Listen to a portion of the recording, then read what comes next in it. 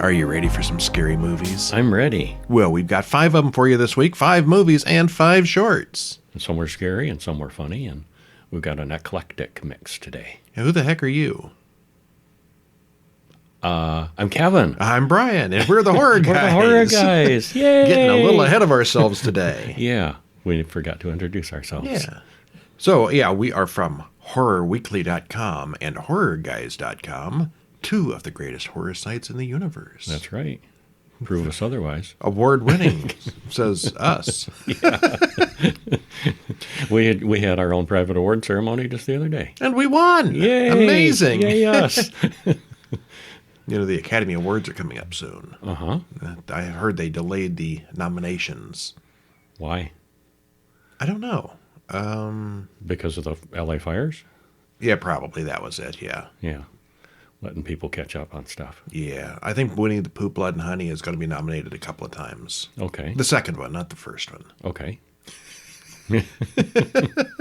Well, we'll see about that. And there's words to say about that too, because we're The Mousetrap is one of our films. Yeah. Another one of those that fell out of copyright, and so they've made a horror movie out of it. Along with Peter Pan. That's coming up. And Popeye is coming up. Yeah, we're getting all the good stuff this year.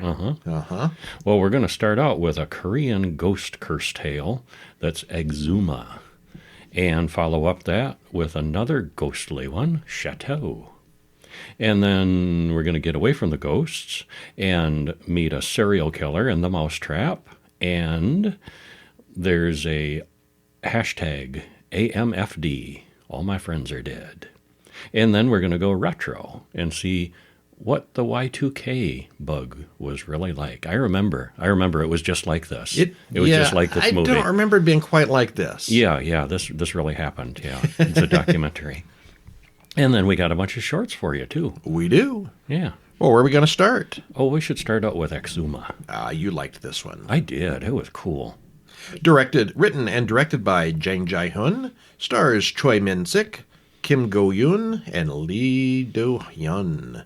2 hours and 14 minutes of subtitled goodness. Holy cow. That's a lot of reading. It was a lot of reading, but I thought it was worth it. Wow. Yeah. Well, spoiler-free, it's long, but it didn't seem like it.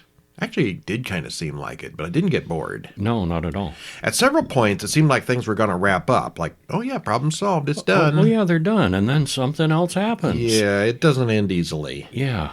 It's set in a world where everyone, at least everyone in the movie, just accepts that the rituals, ghosts, demons, and so forth are real. Oh, maybe that's what Korean countryside is like. It very well could be. I don't think to this degree. It almost seemed like an alternate timeline. Everyone believes. And this stuff is real, too. Well, yeah, it is real. It is real, and everybody just knows this and accepts it. Yeah. Yeah. Which I don't think the real world is like that. I mean, there are superstitions and beliefs and rituals and so forth, but this was extreme. Main characters are supernatural kind of experts, so yeah, they would believe. Yeah, and it's just accepted that this is their job. This is what they do. They're specialists. Yeah. Well, anyway, we're pulled along with them easily as all this stuff happens, and we both liked it quite a bit. Yeah, I thought it was cool. Yeah, well, all right. Well, give us a taste. What's it about? Well, Lee and her male colleague arrive in America to talk to an extremely rich real estate investor. They stop at the hospital, and she whistles at a baby. The baby was born with some kind of illness, and these two have come to do a Korean folk remedy to cure the child. She says the baby's father and grandfather probably suffer from the same affliction. And Lee explains that she's a shaman. Park, her client, explains the family situation. His brother killed himself, and she senses that the shadow of Park's grandfather is hanging around the estate. One of his ancestors is complaining about the discomfort he's experiencing in the grave. Yeah, you got to keep those coffins, clutter-free. Mm-hmm. So Lee is the primary shaman here, and the guy traveling with her is kind of an assistant shaman, understudy. He's working. He's learning. Yeah. He's got the mojo too, but not as much as she does. Well, they dig up the recently deceased grandmother's coffin. It's still dry, and the bones look fine. There are some metal objects inside that cause discomfort for the dead. and they lay out the skeleton on a white cloth. And the older man says she's missing her dentures. Who has them? Well, one of the boys confesses that he took them, which is kind of a strange souvenir of Grandma, but yeah, this is what he wanted, something to remember her by. Well, the old man who's there, Kim, explains that he's a geomancer, a feng shui expert. So another magician of sorts who's going to team up with Lee and her assistant. At this point, after the ceremony, I was expecting them both to laugh and go out for drinks and joke about how stupid these people are. No, no, genuine. They're all for real. These guys take it seriously. Yeah, and they do get together at one scene and drink and laugh and hang out, but they're serious about their magic. But they talk about their supernatural experiences and all this stuff, and they're real. Yeah, it's very serious. They're not con artists, and all this stuff is really happening. Yeah. Well, Mr. Park wants to dig up his grandfather's grave, as it's been nearly 100 years, but he doesn't want the coffin opened before the cremation, and Kim doesn't think that's a good idea. Well, the whole group drives up the mountain, walks through the woods to a kind of weird unmarked grave site, and there are foxes everywhere, which is kind of... Not a good sign. That's an omen, too. Well, Kim tastes the dirt. Yeah, he keeps doing this at multiple points because he's a geomancer, and he'll look at the dirt and, get a reading from it, which is just nasty. Yeah. Well, and looks out it's a really scenic area, a beautiful mountaintop. The site was recommended by a famous monk of the time. Kim quits and walks away. He wants nothing to do with this. He says there's just too much bad mojo. And this is a grave that shouldn't be meddled with. If we mess with a grave like this, everyone from the geomancer on down to the laborers is going to die one by one. Spoiler, they mess with the grave. Yeah. All right, that's probably a good stopping point. And things happen. Yeah. And then they kind of wrap up, and then things more happen, and then another...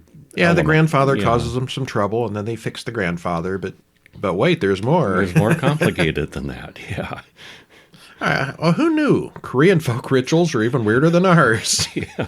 And also, who knew feng shui was more than choosing the right style of furniture? It's a whole religion. Yeah. The interesting thing about this one is the supposedly authentic Korean rituals that accompany the plot. None of the characters ever doubt that the ghosts are real, which speeds along the plot, and that's a short film. Yeah, they don't have Could to you imagine how long anybody. this would be if half the people didn't believe in it? Mm-hmm. Well, due to the weird alienness of the plot, we had no idea what was going to happen next, which was fun. We like to be surprised. Mm-hmm. It looked like it was wrapping up at least 3 different times, but no, it just kept on piling new troubles. It's really long, but it's got lots of interesting bits. Yeah, I was surprised by how complex and multi-layered it was. Yeah. Yeah. One damn thing after another. Yeah, I really enjoyed it. All right. And if you like ghosts, we've got Chateau next, 2024. Written and directed by Luke Genton. Stars Kathy Marks, Colton Tran, and Rachel Elig. Hour and 23 minutes. Spoiler-free, what happens? Well, it's an influencer found footage kind of movie. Takes a little bit of time to get to the horror, but once it does, it's okay. The ghost story is in an ancient place, and it's mixed with modern technology, which I thought was interesting. The setting is great. It's not a bad story, but there weren't a lot of surprises, I didn't think. It's a middle-of-the-road ghost story movie. Yeah, it was good. It's well done. Great setting. Nice cast. I mean, yeah. It's all right. It was fine. It's fine. Yeah. I mean, I enjoyed it, but, nothing, super surprising. We were not blown away, but we were not bored We were or not annoyed. displeased. Yes. Yeah, we were entertained. Yeah. Well, James, who's a woman, by the way, records an audition, but has too many interruptions as the credits roll. Her friend Lila calls about the funeral, hoping that James would have come, but she didn't. They talk about her trying to be an influencer. Yeah, she's not big Are you still trying to be an influencer? Yeah, she hasn't hit it big yet, but she's working at it. She's got like 12 followers. Yeah. They're sisters, and their mother just died, but James hated her mother. Well, James gets a book and goes to Paris for a few months. Gets a booking for a job. A booking, not a book, yeah. And goes to Paris for a few months. She lives with a guy named Dash. Her video gets 62 views, so she's not much of an influencer. Her new job is cleaning up a murder castle, which might just be her ticket to more views. Dash gives her a pointy, dangerous-looking keychain that we know we're going to see later. That was totally Chekhov's keychain. It's an Eiffel Tower made of, like, steel, and it's long and pointy. And yeah, very weapon-looking. Somebody's going to get that in their eye later. You just know it. Yeah. Well, we then cut to video clips from elsewhere that describe the castle. We see Vincent Price and Haunts on Haunted Hill, as well as a documentary and a true crime podcast. So they've got a kind of an interesting way of, expositing the story. The place is haunted and has a history. The police have never found any bodies, but everyone knows the place is haunted. And it's very big, old place, and on a big piece of property, so it's kind of isolated. Of course it is. Yeah. Yes. Well, James goes to interview the former gardener, Fleur, and she's eager to talk. Fleur tells about her ghostly encounter with a murder victim there. She seems a little unhinged, and warns James not to become a lost soul. I kind of figured when this movie was over she was going to be behind it all or something, because she's just so weird. You expected more from her. Yeah, she was just a red herring. Yeah. Well, she goes into the chateau. The creepiest homeless guy ever begs for change. And the chateau, of course, is huge. It's a castle already. The woman who shows her around asks if she has any local friends or family, and she doesn't. Red flag. Yep. The woman mentions that there's a landline in the attic if she needs it. Well, then James stays behind and records her show and explains all her camera and all the equipment that she's using. She then goes outside and sees a treehouse and a greenhouse, and we get an idea of the size of the place. She also sees a strange shadow. Like someone watching her. And we'll stop there, because there's shadows and ghosts. We know this. And her roommate shows up again. Yeah, he comes back. To spend a little time with her, and so he's a prankster. It's the two of them. Which is another kind of thing. All right, well, we watched 40 minutes of fake YouTubers being fake and manipulative before anything actually happened. It does take a little while to get there. Yeah, James and Dash go to the house, and after we look around, they start faking all these ghostly encounters for the camera because they don't really believe it's real. So they fake a ghost attack, and then they fake getting chased around. But then stuff gets real. Yeah. I assume we're supposed to care about James, but after all the fakeness and, junk of the first little bit, it's kind of hard to like her or take her seriously. No, she's trying. Yeah. She was going to fake all this stuff and fool her audience. Well, there are lots of jump scares here. Some of them are actually pretty good, and some are just cheap tricks. The ending does tie everything up, although there really wasn't much in the way of a twist or a surprise. I guess there kind of was, but we saw it coming a mile away. Because we are experienced in such things. It didn't take much. Yeah. It's fine if you like ghost stories and set in the modern day. I didn't think it was anything special, but it's decent if you're into these. Yeah, it was good. Yeah. In an entertaining kind of way. It's a ghost story. Yeah. Now, the one we're going to probably... Well, it's the Mousetrap. See, I'm gonna start out with a general statement of rage. All these things are coming up where the copyright is expiring, and all these people think they have to make them into these mediocre horror movies. Like, really, people, you don't have to do this. It's low-hanging fruit that gets an audience. It is. People saw Pooh, Blood, and Honey just because of the hype. I mean, it was a crappy movie. Nobody really liked it. I didn't think it was as bad as a lot of people thought it was, but the second one was better, at least. It was, yes. Yeah. But yeah, they're taking a well-known intellectual property and, doing something with it, and I can see that. It's all right. Yeah. Haven't seen Peter Pan yet. It looks kind of awful. And we saw there's two different Popeye movies. There's two coming Popeyes, up. and I've seen previews, and I thought one looked kind of awful and one looked maybe pretty good. Yeah, we'll see. So we'll see, and I'm sure there's more coming because they feel like they have to do these. Yeah. I'm not pleased about this. Directed by Jamie Bailey, written by Simon Phillips, stars Simon Phillips, Sophie McIntosh, and Madeline Kellman. Hour and 20 minutes, so at least it's short. At least it's short, but it's unfortunately short because, boom, it stops. Blood and Honey Pooh got a lot of crap on it. And it was cheap, and it was thrown together badly. It wasn't as bad as a lot of people said. This one, I don't know what the hell went wrong with this movie. It's just bad. People make dumb decisions. Nothing is ever explained. And it just ends like, boom, it's over. without really feeling like it finished. It didn't finish, yeah. Yeah. And this is Steamboat Willie. This is not This is Mickey not Mouse. This Mickey is not Mouse. Mickey Mouse. They really play up that joke. Although they call him Mickey. Unlike the mean one a few weeks ago where they couldn't say the Grinch, these guys actually used the phrase Mickey Mouse a couple of times. We're not saying that, I don't though. know how they did it, but okay. Yeah. Spoil- Because the image of Mickey Mouse is not public domain yet, but Steamboat Willie, that Mickey Mouse originated from. The little it black and is. white. It The wasn't black and white. silent, was it? I think that, I'm not positive. I'm not if sure if either. it was. I'm sure we could find it on YouTube at this point, but Yeah, yeah, could. the original version of Mickey Mouse has gone public domain. Mickey Mouse has not, Yeah, Disney's managed to hang on to that for now. although they look almost identical. They're pretty close. Yeah. Spoiler free. Well, once again, something has become public domain, like we said, so they made a horror movie out of it. It's got some humor and some slasher action, and it's a masked killer with powers of teleportation, which makes them mighty hard to fight, but they do drag it out until a cut ending that's so abrupt and unfinished that it looked like a mistake. And we actually had to check. Like, that was it. Yeah, I think you appreciated it more than I did. I kind of hated it, but I didn't like it. Okay. Maybe on a scale. yeah, on a scale of dislike, I think. Yeah. Well, we open with a Star Wars-like scroller. I like this big opening part. That was fun. Yeah. It opens with a Star Wars-like scroller telling us about Disney, how wonderful Disney is, and how this film has nothing to do with that at all. Nothing to do with Mickey Mouse, because that would be bad. Very bad. Oh, and this scroll is nothing like Star Wars, because that would be bad too. Which is also Disney now. Yeah, it's all Disney.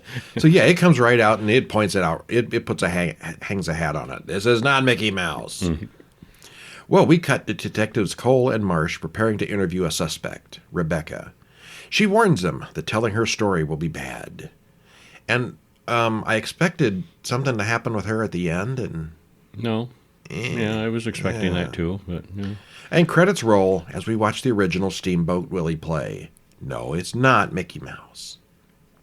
If you haven't heard, this is not Mickey Mouse. Yeah, they do let you know that. Who isn't this? It's not Mickey Mouse. It's not Mickey Mouse. Okay. Yeah. Well, we cut to the Fun Haven Arcade. Alex works there, and she seems like more of a babysitter than an employee.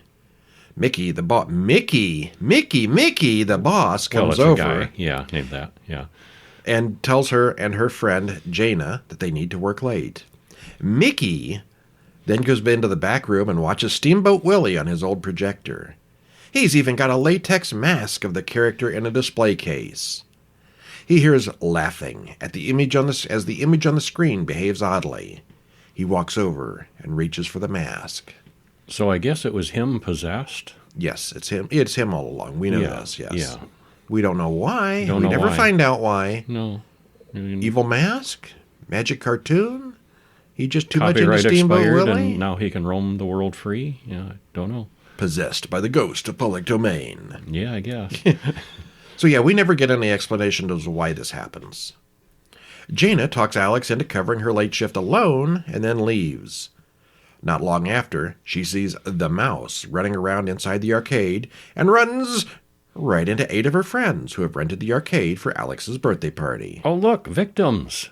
Jackie, Paul, Ryan, Danny, Marcus, and Rebecca are all there, and the mouse watches from afar. We cut back and forth between all of this and Rebecca and the cops talking afterwards. Rebecca explained that not all the party guests liked each other or got along. No one likes Ryan, and Marcus has serial killer vibes. Ryan calls the hockey team in to beat up Marcus. Shortly after, everyone loses their phones. Conveniently.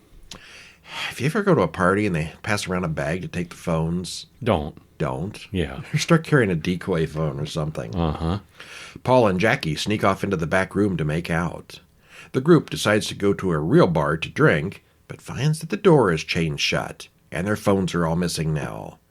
The fire exit is locked too, and this is what Alex saw the mouse doing earlier. So the mouse has locked them in to this mousetrap. We see that the mouse stands behind people and menaces various characters with a big knife. He can apparently teleport, so there's more going on here than just a slasher and a mask. All right. And then basically people do the dumbest things they can possibly do. And various people get picked off. At various times, the doors are unlocked and nobody goes out, and they get up on the roof of this low building and nobody jumps down, and the whole front of the arcade is glass and nobody breaks the glass. There's a landline phone and nobody calls the police. Well, that was messed up. They did try calling out, but they couldn't. Was it at first? Yeah, it was. All right. Yeah. But there's a lot of stupidity going on here. Plus, the mouse can teleport. And the doors are, sealed. There's a bar where hockey people are hanging out. Right next door, I think. And he pops over there. Yeah. Kills them off. And then pops back inside the arcade. Uh-huh. So, he's mighty hard to fight. Which, I don't know, took something out of it, I think. Well, when Steamboat Willie entered the public domain last year, it was only a matter of time before it got the Pooh and Popeye treatment. That's what we're going to call it now, Pooh and Popeye treatment, yeah. Oddly enough, they do call him Mickey and even Mickey Mouse a couple of times during the film. The working title for the film was originally Mickey's Mousetrap, but they changed it. Too close. Must have been, some legal action going on there. Well, why would anyone want Ryan around? He is such a jerk to everyone. And how did the mouse even know about the hockey team's plan? I don't know, because he's smart. The back and forth with the detectives really slows down the story. And why would Rebecca be so hostile to the cops who are just trying to figure out what happened? She's mean goth girl and hates the cops, and just she's mean and snotty and snide and snarly. Because that was her character. Yeah. And nothing comes of it, and it just slows down the plot. And then apparently they ran out of ideas at the end or something. It must have, yeah. We're not going to spoil the ending, but boom, it's over. Abruptly stops, yeah. There are no on-screen deaths until almost 50 minutes into the film. And the mouse can clearly teleport, so he's not just a guy in a mask. But it's never explained. Yeah, he literally teleports right in front of them. Oh, yeah, they all see it a couple of times. Yeah. And what happened to the ending? It just cuts off at one point. We get no real closure with the cops. We get no explanation at all. We don't get any resolution at all. Some people are alive and some people are dead. And what happened? I was displeased. It was mostly fine, I guess, but it needed 10 more minutes of closure. Yeah, how did they go from the point that stopped to just Rebecca, I guess, being the only survivor, and there were people alive at the end of the movie, she's under arrest. At the end, it's just her, it looks like. We missed some things that happened there. Yeah. There is an after-credit cutscene, or an after-credit scene, but that doesn't really add much. It's just sequel bait. Mm-hmm. Yeah. Yeah. You say I liked it better than you, but that's maybe my 3 compared to your 2. yeah, I think so. On a scale of 10. Yeah, this one didn't please me. All right, next up is #MFAD. All My Friends Are Dead. And they added the hashtag, I believe, because there's a Russian film called All My Friends Are Dead. And I know because we started why is this film in Russian? This isn't right. This doesn't seem like a horror movie. We were watching the wrong one. Yep. We Get the one with the MFAD hashtag. Uh-huh. Directed by Marcus Dunstan. Written by Josh Sims, Jessica Sarah Flom, and John Baldecchi. Stars Jade Pettyjohn, JoJo Sims, and Jennifer Enns. Hour and 36 minutes. So shall I spoiler free it? I will spoiler free it. Okay. The 7 deadly sins are very deadly in the setup, where we wonder who the killer is and gradually figure out why. And the 7 deadly sins are not at all subtle. Oh, my How they set those goodness, up. no. Maybe a little bit too much beating us over the head with the 7 deadly sins. But What are the 7 deadly sins? What is this? Look, there's 7. Well, they're deadly and they're sins. they make sure that we know. Yeah. It's got some mystery elements, a little dark humor, and plenty of gore. It had enough different things going to be interesting, and we were entertained. Overall, I'd give it a thumbs up, yeah. Well, we see news reports about 7 college students being murdered at a music festival. They're arranged as the 7 deadly sins. The crime leads to a popular podcast series, a horror film, and even a TV series. And 20 years later, here we are, the music festival returns. But the killer is still at large. They never caught him. So, Colette narrates the trauma of being betrayed by a friend who then kills herself. 2 years later, Karma Palooza is the big thing on social media. There's going to be karma. Yep. Time up your palooza. Uh-huh. We see various stereotypical horror movie characters in flashes. Sarah is one of them. She's Colette's friend, the one that killed herself. Liv shows up, and the pair go to the festival. They pick up Will, Guy, and LB on the way. Aaron works at a food store, pharmacy, and he has to work. It wasn't an actual pharmacy. It was a food store with a pharmacy, right? Because I guess. yeah, because he gets pressured. One of the guys keeps pressuring him. Bring us some drugs. Bring us drugs. And it's like, I just work here. I can't just take drugs. But, he finds a way. Well, he says he might come later. Mona shows up, and she's a really self-absorbed influencer. It seems like all the movies anymore have an influencer character. Yeah, it's a heavy thing. Yeah. I wonder what percentage of the actual population are influencers. A lot in horror movies. They want us to think so. Yeah. Rick, Mona's agent, calls and likes Liv and Sarah. Well, suddenly the tire blows out. They have to stop the van. A cop stops, and everyone scrambles to hide their drugs. LB shoves his cocaine up his butt, but Guy is fine with his huge bag of weed.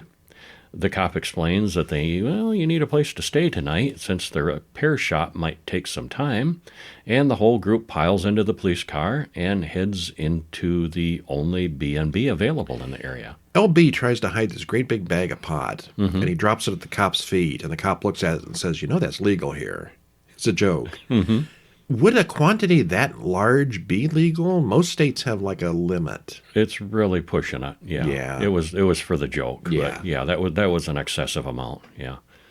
Yeah, it's very, very convenient. One of the gals looks online like, I got to find a place to stay the night, and it's this beautiful place that's available. Like, oh, what luck! And the cop takes them over there. Yeah, easy peasy. Inside the place, they find 7 Deadly Sins shot glasses. And there's something on the TV about the sins as well, coincidentally. Subtle. Yeah. Well, they all discuss which character gets which sin glass. Sarah gets the last glass, Wrath. See, normally in a movie like Seven, where you get the 7 deadly sins, the trick is to figure out how the people tie into the sins. Mm-hmm. They assign them here. Yeah. Here, you get wrath. You get gluttony. You're sloth. Yeah, the lazy guy gets sloth. Yeah, they assign it right there themselves. I'll pick this one. I'm a sloth. Okay. Uh-huh. Yeah. Oh, I'm greedy. Yeah. Well, someone is watching the whole thing on their camera. They're being watched. And credits finally roll, 20 minutes in. Wow. Dang. And we hear a voiceover about the 7 Deadly Sins. Subtle, subtle, subtle. Very subtle here. Yeah. Well, should we talk more about it? No, people die. People die. Yeah, people get picked off. And there kind of ties in with the 7 Deadly Sins. Amazing. Yeah.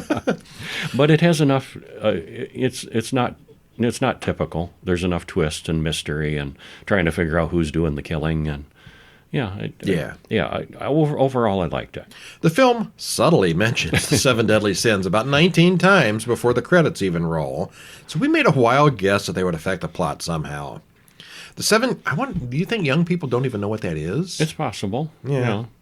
Well, the 7 characters are all one-dimensional stereotypes anyway, so it's not a stretch. The killer's lair has a whole bunch of very elaborate death traps. Yeah, this would have taken ages to prepare and money to prepare. They had both, though.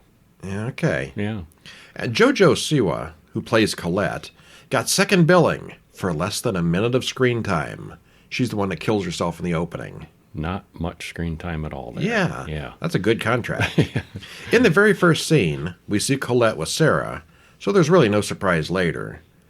As we expected, the original serial killer to show up at some point, because this all happened 20 years ago. 20 years later, yeah. And this is, they're kind of copycatting the 20-year before murders. Or is he? Or are they? Well, that didn't go the way we expected. Yeah, which I liked. Because I was expecting something predictable there, and I don't think it was. No. Yeah. The killer wears this digital mask with a face. Sometimes it's smiling, sometimes it's a symbol. It's kind of a neat prop. Yeah, that was cool. Some of the deaths are excessive, and there is some pretty good gore here. Mm-hmm. It's not terrible.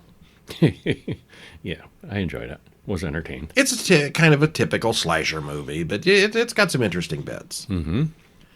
All right, now our weird one for the week, Y2K. Directed by Kyle Mooney, Written by him and Evan Winter. Stars Jaden Martell, Rachel Ziegler, and Julian Dennison. Hour and 31 minutes. Trailer in the usual place.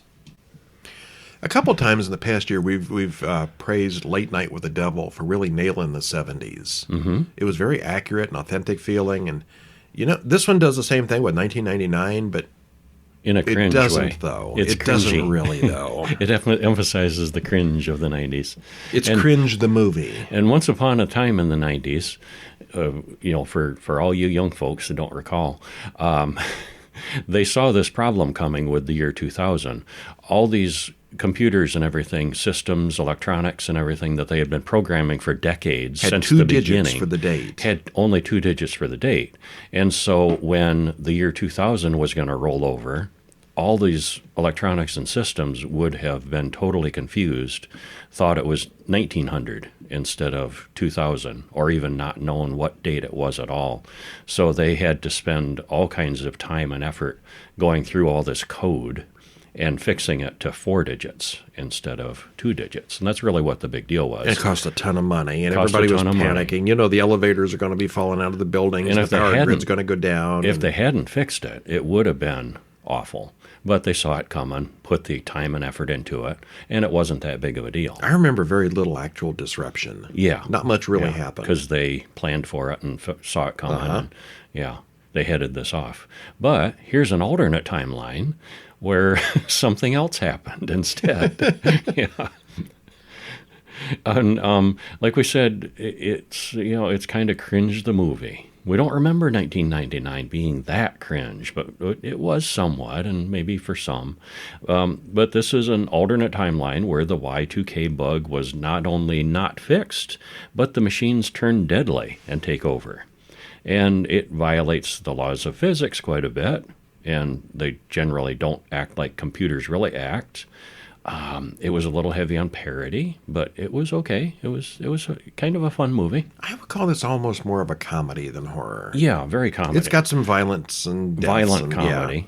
But yeah, that dark humor is there for sure. I mean, I don't know that there's anything in here 90s-wise that's inaccurate. It all seems chronologically, It's selective, though. They only picked the cringiest bits. It seemed like it, yeah. Really, as someone who lived through it, it was not this cringy. Not as much as this movie is. Well, we open on AOL, a CD burner, Real Player, Bill Clinton, and flying toasters. Yup, it's the 90s. Clinton talks about there being no great problems for Y2K due to all the work people have put in. Eli cuts in on his iMac, and a CD pops out. Credits roll. Well, Eli's parents talk to him about dating and kissing as he goes off to the New Year's Eve party. He goes over to Danny's house as Danny's mother does jazzercise. The two boys talk about the girls at school. Eli likes Laura, who's dating a community college student. Well, the two guys stop at a video store and look around. The guy working at the counter is Garrett, a weird stoner type, who lets them smoke pot in the back room. They find Laura at the convenience store, and they joke about the lack of flying cars. Oh, it's 2000. Where's our flying cars? And it's 2025. Where's our flying cars? They're still not here. She mentions that she broke up with Jonas. Laura's friends then rob the store. Eli and Danny decide to go to the party at Chris's house because Laura will be there too. Oh, you betcha. Well, they go to the party, and all the stereotypes are represented, only in 90s clothing. Mm-hmm. They put on Danny's favorite song, and he makes a fool of himself right away. No, the whole group sings along. I was expecting me to like the chubby nerd in the Spider-Man movies. No, not exactly. But he's actually popular in this he's very one. popular, yeah. Danny is clearly way more popular than Eli is, and they argue about it. Suddenly, the power goes crazy, and the dishwasher goes berserk. Y2K is real, jokes some bozo in the crowd. Upstairs, they find a dead body, killed by a ceiling fan blade. As the crowd argues about what to do, a toy car with a laptop on board drives in. It sets one of the guests on fire in the most hilarious way possible. Didn't see that coming. There's a sudden mass stampede as ejecting videotapes, microwave ovens, and blenders kill people. All the technology in the house goes berserk. Laura thinks it's some kind of computer virus. Which doesn't explain why a blender would attack someone. Right. Blenders don't have that much computer in them. Yeah. Eli says she's a coding whiz, which is unheard of for a girl. Whoa, the 90s. Mm-hmm. She wants to go to the old factory, where there's no technology there. Before they leave, the machine monster in the next room breaks through the door and kills Danny, much to our relief. Oh, I did not like Danny a bit. And he's supposed to be a good guy. Yeah, he was. Well, the group makes it out to the street and sees two jetliners crash in midair. So it's not just happening at Chris's house. The murder robot then follows them out of the house and down the street.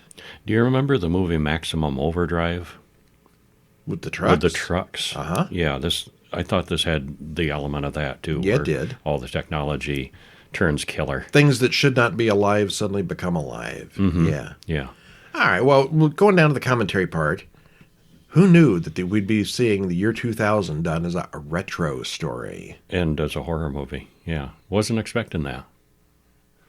You know, this... It has been 25 years. Yeah, this is like when we were born watching World War II movies, and it seemed like it was so long ago. Mm-hmm. Because they've had the same distance in time. Yeah.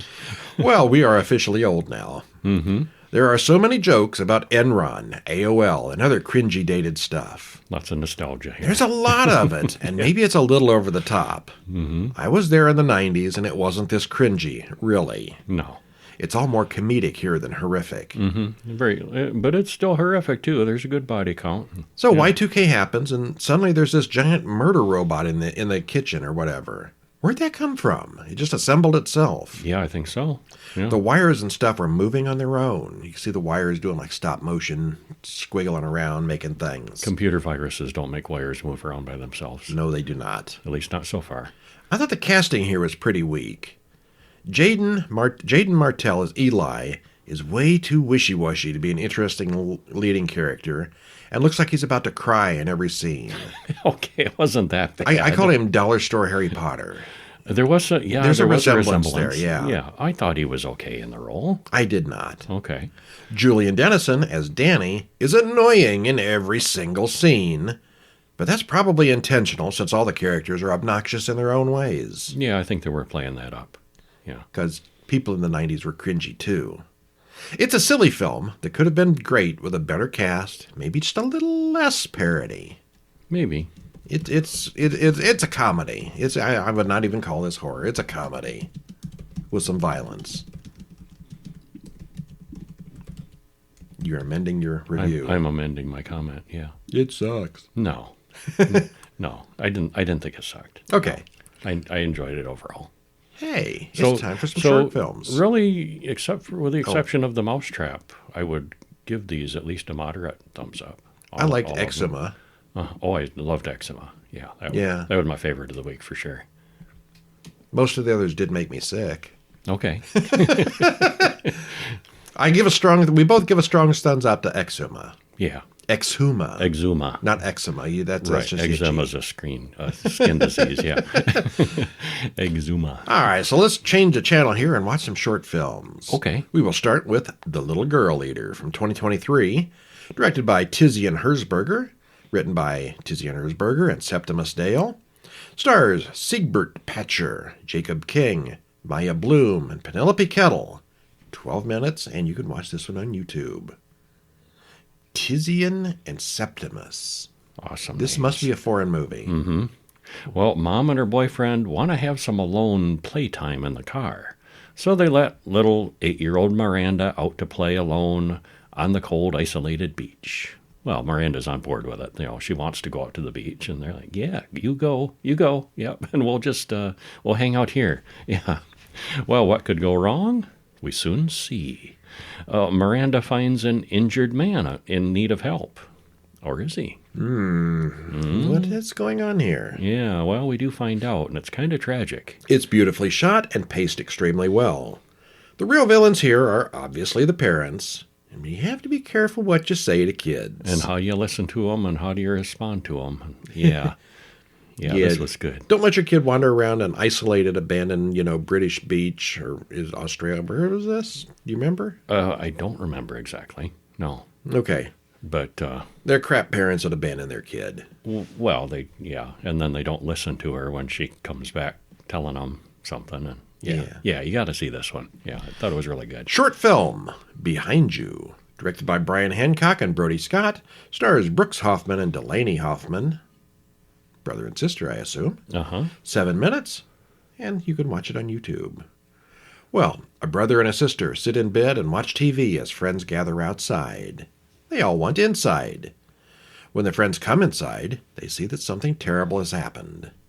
We then flash back a couple minutes and see what actually happened here. Yeah, that was neat how they did that. Yeah. The guy outside. We see the leaves ending, and then we see the middle, and we see... Yeah, and then we see what happened, yeah. What? Don't blink. Yeah. If Yeah. you're a Doctor Who fan, Yeah. you'll know what that's about. And this was one where the budget had to be mostly non-existent, but the shadow creatures are really well executed and effective. We thought. Yeah. Music and audio are well done, and it's one of those where even though it's dark, you can see what's happening. We like that. Yeah. So yeah, it was a nice one. Well, there's black shadow creatures, and you can't see them in the dark, but when you are supposed to see them, you do. Mm-hmm. So yeah. And again, like you said, this had to have cost like nothing. Yeah. But it's well done. Yeah, give this one a look. Mm-hmm. And then we go to Flesh and Blood, directed by Paul Volay, written by Paul Volay and Joshua Rodriguez, stars Tyler Webster, Bo Roche, Jill Anderson, and Drew Patterson. A little over 16 minutes, so it's kind of a longer one. This was actually my favorite of the week, of the shorts. Zid is close. I like Zit best, but this is very good too. They're both very good. Well, the police have taken a young man into custody, and as the story progresses, we see what he's done and why. He recounts his day and what led to him murdering his well-known and respected parents. Maybe there was more going on here than the results would imply. Yeah. Unlike Rebecca in the Mousetrap, this whole police interview thing is actually effective. Yeah, it is. Scariest part was Dad's milk mustache, wasn't it? You noticed it, didn't you? That was something, yeah. And people with alliterative names are evil. So that much is true. Why do you want to kill them? Well, their name's alliterative. Yeah, that's reason enough. Yeah. We know from the beginning what Terrence did, but not why or how. And as we get into the details of his family life, it all becomes very clear. As the story unfolds, yeah, it's very interesting. Looks good. Yeah. Like this one a lot. Murder Family. Uh-huh. All right. Then we have a contest film, Little Devil Peak. Written and directed by Jeff Faulkner, stars Natalie Sampson, Anita Cannon, and Sale Kenny, along with Chris Will, and it's a little under 9 minutes. Well, a woman goes out camping alone, and we quickly learn that she's a morning radio personality. She seems to only talk in radio voice. Yeah. There's a couple out camping who cross her path a few times, and they are wildly incompetent campers. They keep arguing about this frying pan. He wants his frying pan alone. I need my eggs for breakfast. Yeah. Their inability to pack may turn out to be the least of their problems, however, since they're being stalked by a monster. Well, this was kind of cool because it was created for the 2024 Seattle 48-hour film horror project. Teams in Seattle had 48 hours to write, shoot, edit, score, and turn in a 7-minute short film. That's a lot for 48 hours. At least 7 minutes, yeah. Uh-huh. And it had to have a character named Ellie Parker, who was a radio station employee. It had to have a prop of a frying pan. There was a specific line of dialogue. You're not going to like this. And it had to be a genre of a monster or a creature or found footage film. And they did it. Yeah, they did a nice job with it. And they did a good job with it, too. It's funny, concise, and shows us everything we need. Excellent. Mm-hmm. Yeah, I liked this one even before I found out what the catch was with the contest. Yeah, that was impressive. Now I want to see the other entries. Yeah. And then our last one for the week is called Zit. And this is my favorite. I think it was just hilarious. She's having a really bad day. Written and directed by Amber Newcomb, stars Hannah Aline, Daniel Anone, and Regina Ting Chen. A little under 11 minutes. Well, what happens? Well, Gertrude is the office manager, and she wants a promotion. And she's psyching herself up for it. She's even prepared a paper listing her benefits and talents. And she's ready to talk to the boss. Except just as she's finally ready, she spots a zit right in the middle of her forehead. Just a little white pimple right in the middle. Just a little one. What can you do about it? Well. Well. Anyone who's prepared or worried over a talk with the boss knows this feeling, except they take it to the extreme here. Gertrude just takes it a little further than most of us ever have. The special effects and gore are fine, but the main draw of the short film is, her and her reactions, and it's really laugh-filled from the start to the end. Yeah. Gross and laugh-filled. She's just perfect in the role and the people that she encounters, and it was excellent. Yeah, very good. Hey, we're all out of movies. We're all out of movies. We need to watch more for next week. And we will. Next week we'll have 5 more movies and 5 more shorts. And I'll bet some of them will be good and some of them probably won't. Yep. That's what it usually works with us. That's usually how it works, yeah. Old and new. And we'll have some to really recommend and some say, yeah. I hated this. Yeah. Yeah. Uh-huh. Yeah. We save you all this time, see. You know which ones to watch and which That's ones to the whole avoid. point. Yeah, which ones are good and which ones you aren't. Yeah.